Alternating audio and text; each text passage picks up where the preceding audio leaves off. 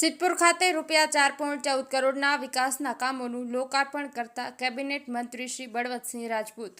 શહેરી વિકાસ વર્ષ 2025ની ઉજવણી અંતર્ગત શહેરી વિકાસ અને શહેરી ગૃહ નિર્માણ વિભાગની વિવિધ યોજનાઓના અમલીકરણ માટે સિદ્ધપુર ખાતે કેબિનેટ મંત્રી શ્રી બળવંતસિંહ રાજપૂતના અધ્યક્ષસ્થાને ₹4.14 કરોડના વિકાસના કામોનું લોકાર્પણ તેમજ ₹8 કરોડથી વધુના કામોનું ખાતમુહૂર્ત કરવામાં આવ્યું હતું.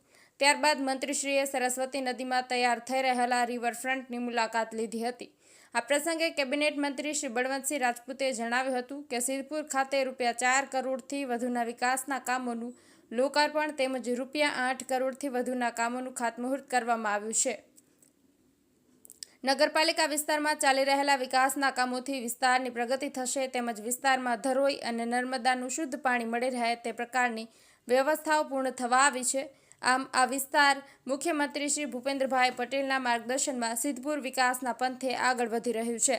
આ પ્રસંગે સિદ્ધપુર નગરપાલિકા પ્રમુખ શ્રીમતી અનિતાબેન પટેલ, ઉપપ્રમુખ શ્રીમતી સોનલબેન ઠાકર, સંગઠનના હોદ્દેદારો શ્રી નંદાજી ઠાકોર, શ્રી રમેશભાઈ સિંધવ, સિદ્ધપુર એપીએમસી ચેરમેન શ્રી વિષ્ણુભાઈ પટેલ સહિત લોકો ઉપસ્થિત રહ્યા હતા.